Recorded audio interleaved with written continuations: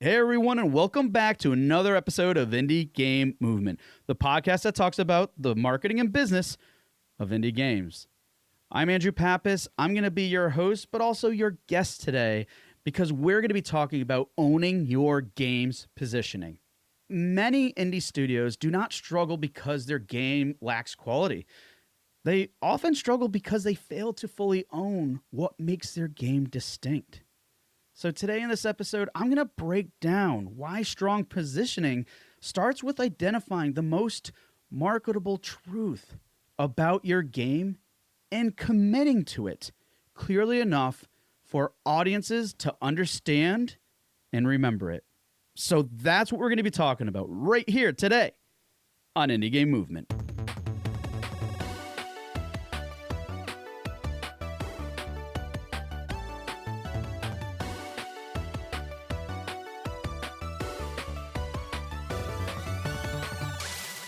Hey everyone, and we're back.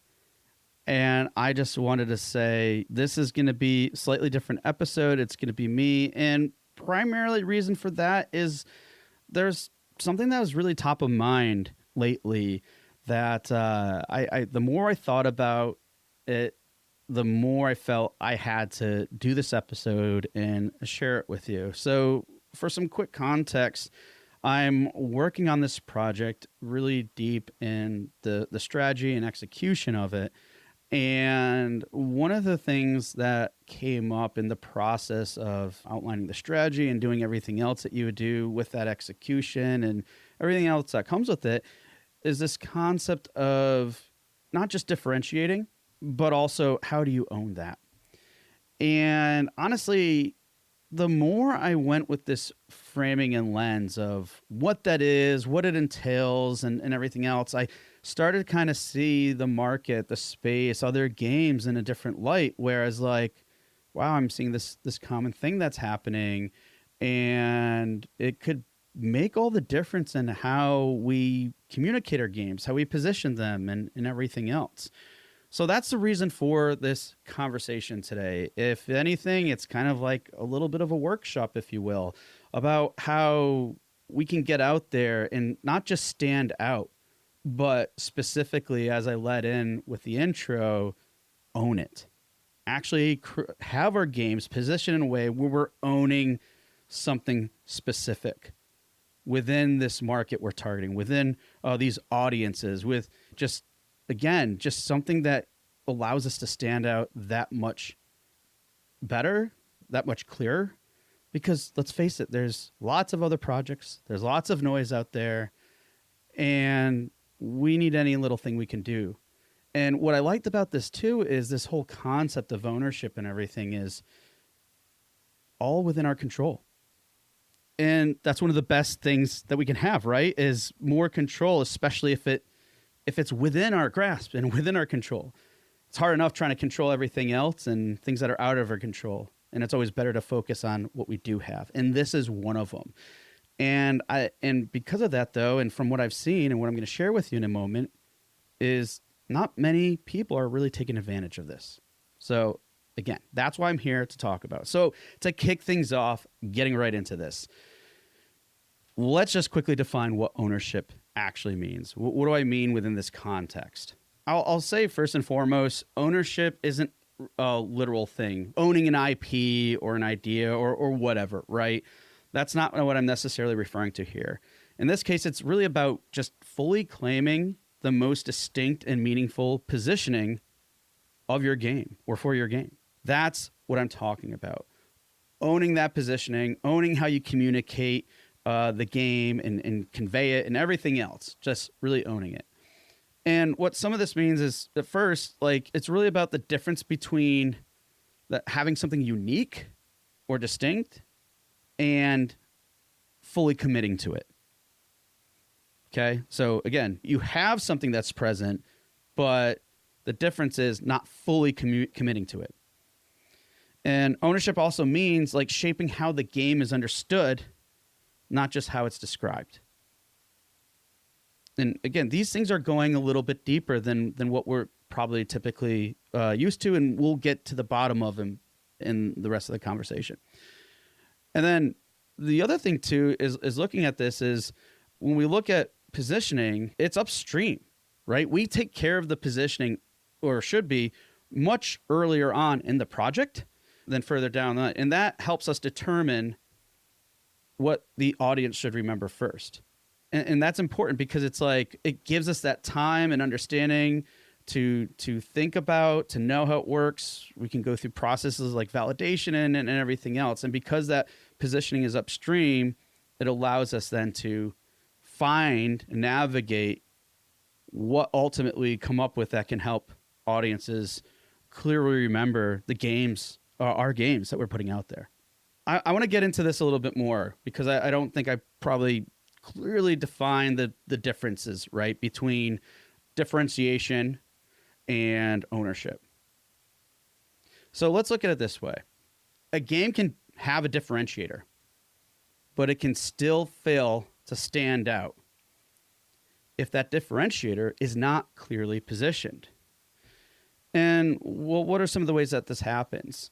One, let's look at differentiation, right? We know that's like something, it could be represented as a hook, it could be represented as a feature and things, but differentiation in it at a whole is what makes the game distinct. Okay? Yeah, it's one of those things that can help it stand out. But when we look at ownership, it's when that distinction becomes the lens through which the game is framed.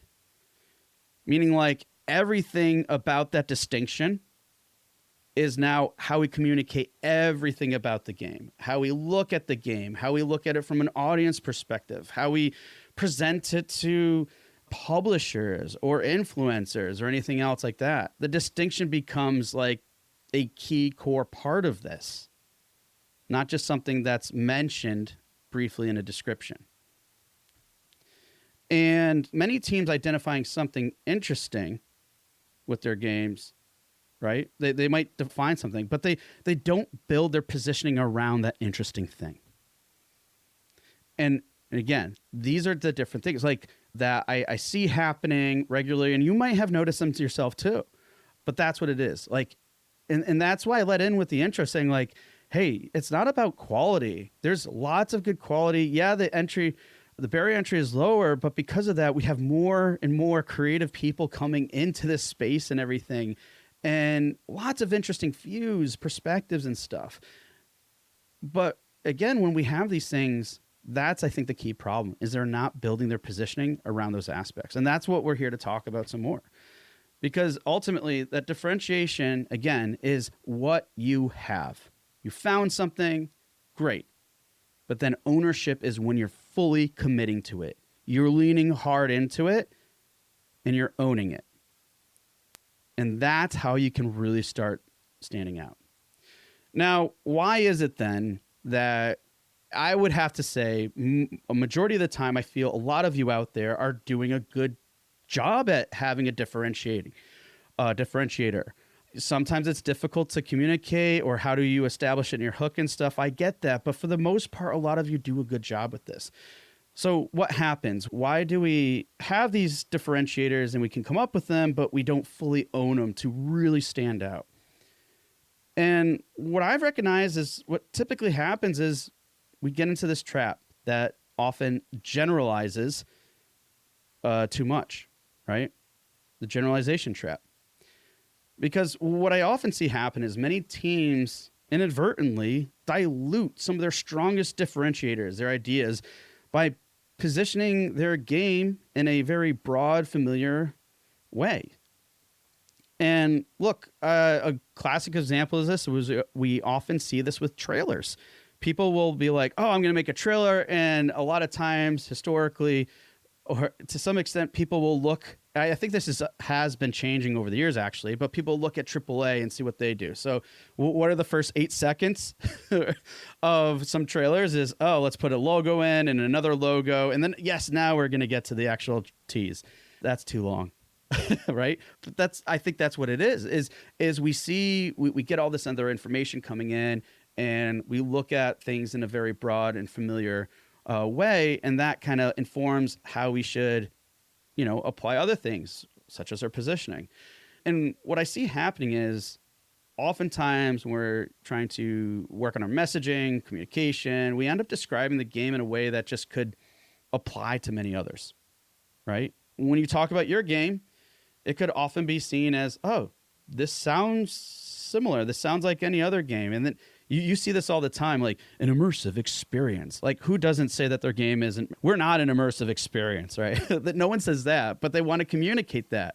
And that's kind of the problem that I see. Like, we use broad language, broad terms, whatever, things that we're familiar with because we kind of gravitate to those things. They're common, they're top of mind.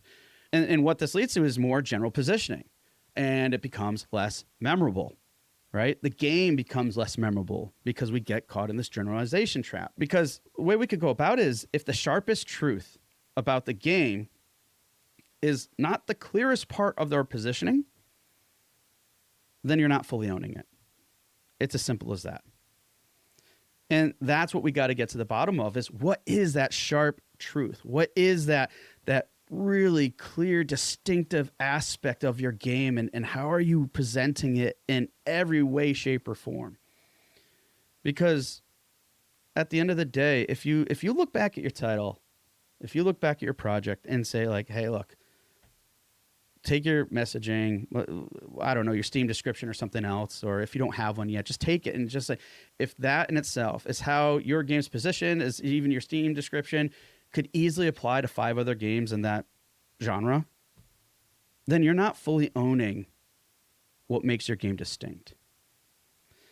And this is so important because if you think about it, in a way, we talk about discoverability being a problem. This can definitely lead to having discoverability issues that we're all so concerned with. It's not the only one, but I would say it's a big one.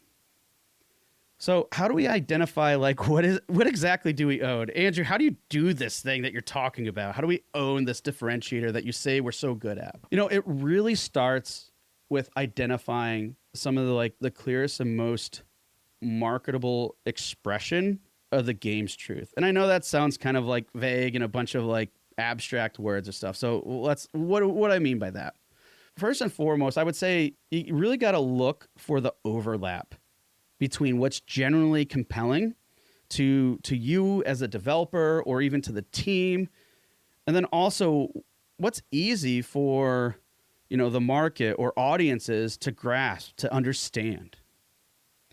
And I think another key thing here that to do this, to identify what to own, is asking yourself kind of different questions. So I would say don't just ask yourself, okay, what makes our game different from everybody else's? I think that's probably a standard typical framing that we typically go through, and understandably so. But instead, I'd push back and say, why don't you ask what makes it distinctly interesting? Because I feel that if you go back and just say, hey, what makes our game different from everybody else? Well, first and foremost, and I know this from experience and working with lots of different people in studios and such, the main thing that will come up is like features, and features are typically mechanically based, right? Mechanics within the game and everything else. And those don't really stick or hold too well. They amplify, they help support what that experience is like, but you can't necessarily like hang your hook too much on them, hang your hat on them rather. And that's how we look at things when we're like, okay, what makes it different? And we might look at it different ways too, like art style and all these other things. But again, I think a different type of framing is necessary in the questions that we're asking. And that's what I'm challenging with, is ask instead of what's different, because this gets into other areas too. I say the phrasing compare and despair. That can happen when you start doing this process. We want to avoid that. So focus on within and ask what makes your project, your game, distinctly interesting. And I think that's a key component that will really challenge you more and really think a lot more about what your project is. And the goal of this is not just to position your game around everything else. And I think that's why it's so important to look at these questions in different ways, because if we just compare to other games, well, what makes the game different? That we're kind of positioning around everything else. And that can serve as a distraction. But when we ask ourselves what distinctly interesting, that allows us to identify the strongest point of entry. And just a very quick example of this, I'd say let's think of the game Cuphead real quick. For those of you who haven't heard of it, this might not apply, but I'm sure most of you have. And I'm sure once I said Cuphead, you immediately know what I'm referring to, and an image pops up. And what is that image? And if we really think back about like, what is like distinctly interesting about that image that came up into your head? Well, I would say it's reminiscent of like Disney or cartoons of the 1950s, or I think it's a little bit later in that range era. And there's all these other things that are attached to that I'm not going to digress and dive into. But you kind of see that, and especially at its time, if we look back, if you really wanted to and see what else, like there wasn't anything else going on there, and lots of cool, interesting things. And if you think about it, just there's other things that they incorporated, and we'll get into in a minute, other aspects, but still, if they were asking themselves, you know, what makes it distinctly interesting, I would say that art distinction choice is definitely like something that stands out, right? Now, this doesn't necessarily cover too much about the ownership concept, but I just wanted to give you a quick example of when you're asking yourself this question, what really stands out? And it doesn't always have to be art. It could be other things. But again, what is so distinct? What is it really that's standing out? And a simple process I would say is what you can go about doing things is, one, identify what is that most distinctive thing about your game. And then what part of that difference is easiest for the market or audiences to understand. Just because it's a very distinct thing doesn't necessarily mean everybody else is going to kind of grasp to it. Like, yay, I get it. You got to be open and mindful about that. Is it something that can quickly understand, right? Are you showing a picture? You just really got to hone in on that. And then also, like, what part of that still feels true to what you care about most? Because if it doesn't align with that, then it could become a problem. And then we also want to make sure that we're leading with that thing. Because if we're not, we might be burying it. And that becomes a problem. Because that problem could surface as that generalization trap I mentioned. And that's why it's so important to really focus on, okay, this distinction that we have, are we leading with it? Because if we may be bearing it in a passive and another form like that. And that's why we got to watch out for if we're potentially bearing it. And we don't do this intentionally. Because ultimately the best position is often where we have that creative conviction and that market clarity, and then they come together. So what does this kind of look like when we start getting into positioning and actually really owning it? And it ultimately means is that we're just taking that core truth and consistency and leaning hard into it. Because as I mentioned before, it starts becoming that central framing. It's not a side note. We don't just kind of casually mention it on the side or anything like that. And another cool thing is when we have this form of clarity, when we're very focused and central to this framing, to this idea, this concept, and really lead into it, it allows us to give the audience a much faster reason to care. And here's the opposite side of that. If we don't have this level of conviction, if we don't have this level of clarity and understanding of, hey, what is this really important, distinctive, clear entry point that we're creating for other audiences, if we don't communicate that in a clear and simple way, that can create lots of unnecessary friction. Friction is people are confused. They don't know necessarily what you're talking about, what you're showing them, and all things along those lines. But again, when we really own and lead into something, it becomes more simple, and we can make it something that can be simply and clearly communicated with others. And on top of that, it also makes your game so much easier to remember and easier to talk about. And that answers a big question a lot of us probably have. Hey, how do I get like viral marketing or word of mouth? And how do all these things start happening? This is one of those ingredients that make that happen.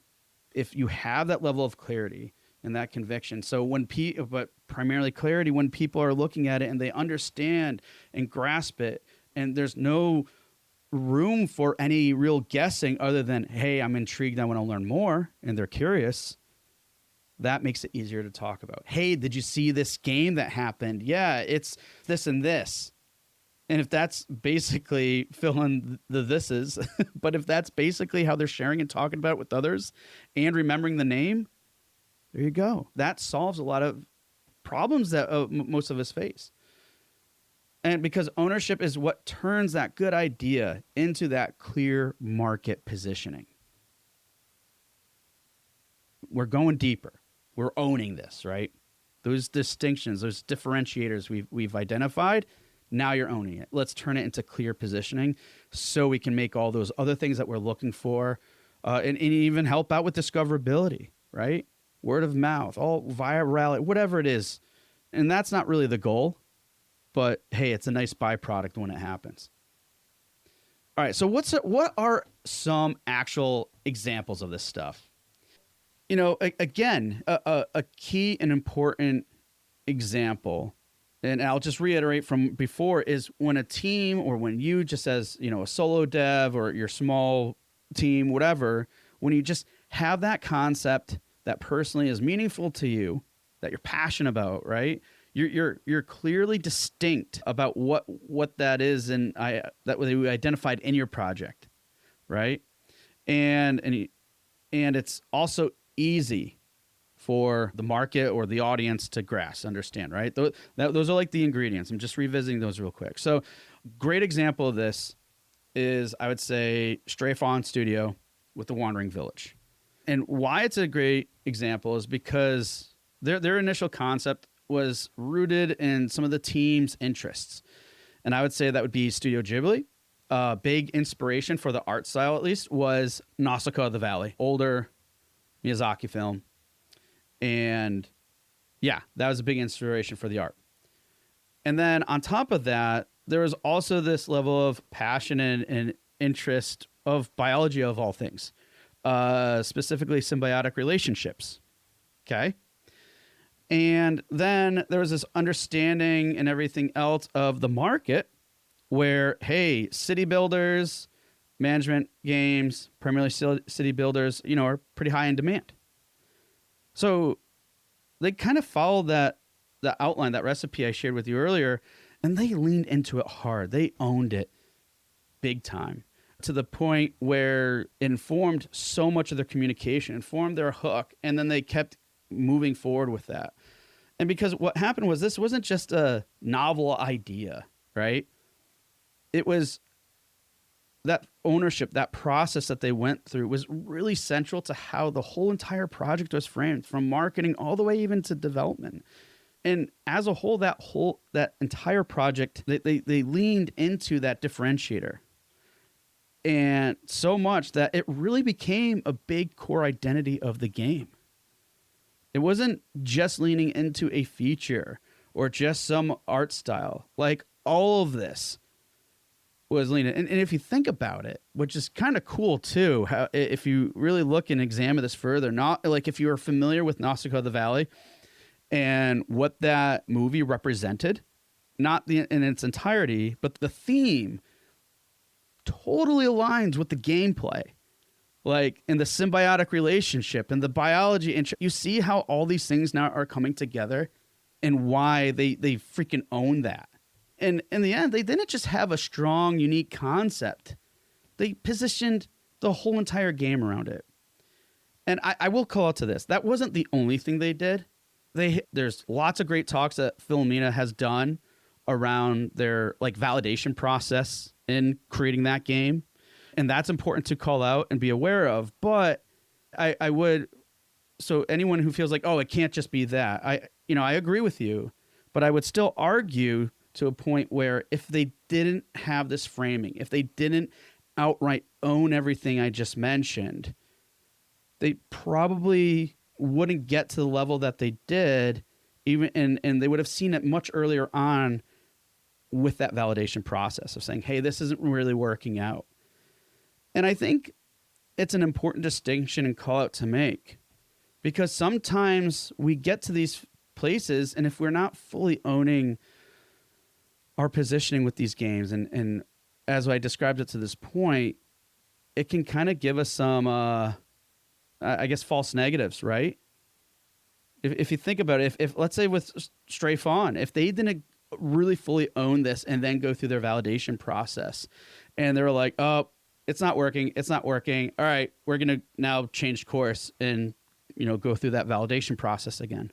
That's a very different story. And if we look at it, there's any number of reasons that they could probably come up with and say, oh, it didn't work for this or this or this, right? And I think that's why it's so important. And one of the reasons why I'm here talking with you now about it, the fact of ownership, because the concept of ownership itself can dramatically change outcomes. And sometimes those outcomes that we do have, we may attribute to X, Y, or Z symptom or reason, and not realizing that maybe it was the core of it was just how I approach this, how I positioned everything. So how can you kind of like take this information and apply it in a meaningful, practical way for you that's, listening to this?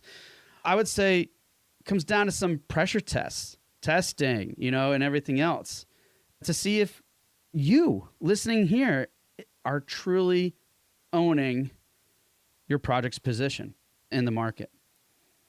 So some questions I would have to ask yourselves essentially is, could your positioning of your project describe other games in the genre, right?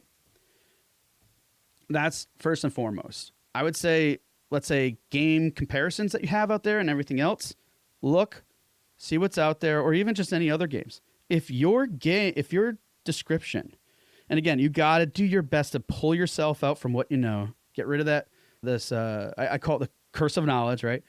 What you're familiar with, like take yourself out of what you understand and already know, the best of your ability of the game, and look at other games. Take your Steam description, if you have one, your short description, whatever, create one, and then go to other games. And if your description sounds like it could be used for any of these other games, then I would say that's a problem. And yeah, so that's one. The other thing is, are you leading with the most marketable truth of the project? We earlier we talked about that in detail in terms of what is that most marketable truth? What is that thing? Creates that really interesting and distinct entry point for your game? Are you leading with that? Have you even identified it yet? Okay. And then going further, does that positioning, right? Does your positioning reflect both audience appeal and your own conviction, your own belief, your own passion? You got to make sure those two things kind of add up to some degree. You're not going to know 100%. I wouldn't expect anybody to, but you still know enough about yourself. And I would have to say, to an extent, what your audience is like. Maybe not as detailed as you like, but that's okay. But if those things don't align to some way or degree, or if you don't have those things clearly outlined and known, it's going to make it harder. So ask yourself, does your positioning reflect both audience appeal and your own conviction? And then last, just are we building messaging or communications around the strongest distinction? Or are you just casually mentioning it? Because if you have done all this work and you know what that differentiator is it just passively being mentioned and communicated? Or are you freaking honing in on it and owning it? So when other people that are curious about games in the genre and the market that you're in, when they see yours, they're like, oh, wow, that's different. Yeah. Don't push it on the side. And it's easy to do. And we don't intend to do it either. Like I said, it's that generalization trap. Because, again, if that most distinct part of your game is not the clearest part of your positioning, you're leaving so much on the table. You really are. So, how do we walk away from this? What are some takeaways? And I would say this. You guys listening, indie studios, devs, whoever, you really have so much more control than I think you realize, especially over your positioning. And failing to own your positioning is one of the most avoidable mistakes I think that can be made in marketing altogether. And I know it might sound harsh and everything, but I mean, I'm just trying to be like real with you. Because it's again, like I mentioned earlier, you have control over these things. You do have control. And what I'm talking about too isn't necessarily like you have to do all this extra work and know your audience and stuff like in great amount of details. Yes, I still highly recommend that. You know that. But what I'm saying is this is one of the things you have the most control over, and I don't think enough people are doing it. And you could do it much further upstream, earlier on, to avoid all sorts of other problems. And it can help with discoverability. And in a way, if you think about it, this in itself can make such a big and important impact as you move forward. And guess what? You don't need a bigger budget to position yourselves more clearly, to own that positioning. And you don't need something entirely new or novel to own something that's meaningful.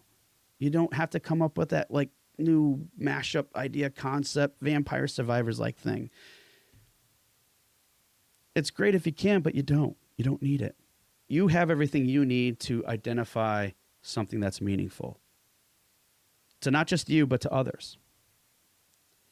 But what I say you do need to do is when you identify what that distinct differentiator is, then lean in hard and then commit to that strongest and clearest, most resonant truth about your game. Because the market doesn't reward you for quietly having a differentiator. It doesn't. I think as we identified, you got to stand out. We know, and it's hard to. I get it. And again, that's why I think it's so important to share this with you today, because what the market does do, it rewards you for making that differentiator clear enough to be seen, understood, and remembered. And that's what it means to own your positioning, to own your game's positioning. So thank you all for spending time with me today. I hope this was helpful. Hey, if you have questions, want me to help clarify things for you, by all means, reach out to me. Best way to do that is on LinkedIn. I'm not on there as often anymore, but again, I'm here because I know this is kind of a deep talk. I hope it provides some clarity, insight, or maybe pushes you a little bit more to think about how you're positioning yourselves with your projects. But again, appreciate all of you. And if you have feedback on this episode, why you liked it, why you didn't, I would appreciate you reaching out or writing a review on wherever you're listening to this. Again, I can't thank you guys enough. Stay strong. Keep kicking ass. And yeah, we'll join you next time on Indie Game Movement. Hey everyone, thank you for listening to another episode of Indie Game Movement. I'm Andrew Pappas, your host, and the show's producer is Mustafa Price. Show notes for this episode can be found by visiting rengenmarketing.com, the number episode of the show. Rengen Marketing is a consulting marketing company that helps indie devs with their marketing efforts. Whether you need guidance with your game's marketing strategy or could use a free marketing plan template, then please visit www.rengenmarketing.com and take action. A special thanks to Dakota Saw for Season 2's opening theme and Melissa Gellis for the new logo design. And as always, thanks for being such great listeners, and we'll see you next time on Indie Game Movement.